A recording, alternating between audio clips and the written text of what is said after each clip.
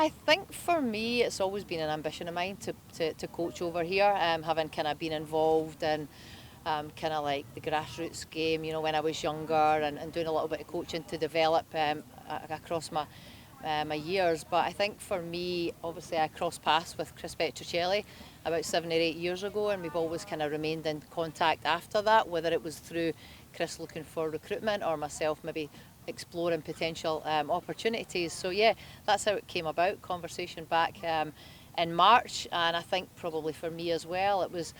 I've worked in the international game for a long time. I worked in the club game previous to that, but for the next step in terms of my progression, it was something that I really wanted to do, and it just felt the fit felt right. Meeting the owners felt right, and I knew I was coming to work with really good people that would look after me as well, because obviously I'm a long way from home. Speaking of that, what are some of the biggest similarities and differences from back home to here in Texas? The heat. The sunshine, and then this morning I brought the Scottish rain. I think for me, one of the biggest attractions for me coming here was the way that the girls and women's game is supported. There's a real motivation. There's a drive to try and push the game further, and obviously the USL is a part of that. You have so many talented players across the country, but only really the NWSL teams as outlets for those players to go and fulfill their journey. So for me, this part of this, or me having a part in this, is really exciting. And I think as well, you talk about why come to Dallas.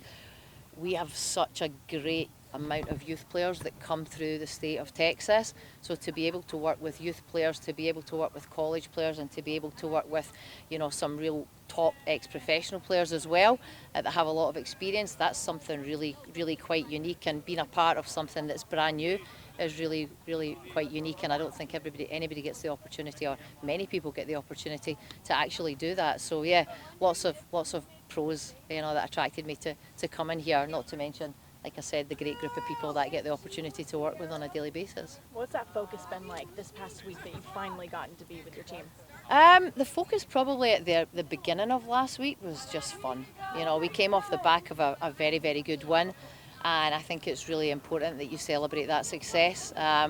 For me, I had met a lot of the players, via Zoom, but it's not the same as that in-person thing. So putting on a session that's fun and allowing them to express themselves, and me to kind of show them the vulnerable side of my personality as well, I think was a good thing. But we also kind of set up a lot of kind of performance testing last week to try to push the players on, but also to find out where we are at this moment in time from a physical perspective. So they actually worked incredibly hard last week. We weren't trying to break them, we were just trying to take that next step, because everybody is going to be trying to improve, and we need to make sure that we stay ahead of the game. I think we're in a very good place at this moment in time, and for us it's now about building on the back of the momentum from that really good victory against the opponent on Friday. Awesome. How would you describe your coaching style? Interesting question. I think one of the most important things for me is that within the club we want to create a sense of belonging. So I want it to be very personable. I want to have an open door policy where the players can come and they can speak to me, whether it's about technical, tactical, or it's about personal things. And I think that you get the best out of people if you develop meaningful relationships with them, and so that's the kind of culture that I want to try and create here at Dallas Trinity. What makes you fall in love with soccer? So way back when I was very small, I lived in a really small village, and in my neighbourhood there was very few females, so I had to play soccer with the boys, or I had to play on my own. So probably that was a big part of it. But in terms of the childhood I had, my parents gave me incredible opportunity to explore lots of different sports, and I played international soccer as well as international field hockey. But in field hockey, I was left-sided. In field hockey, the stick can only play on the right. So I chose soccer, and I've loved the game from a very young age. I played adult soccer since the age of 11, because we didn't have the development pathway. So it's just always been part and parcel of my life. I can't remember life without it. Every coach is different, and this team's had 3 games under Chris.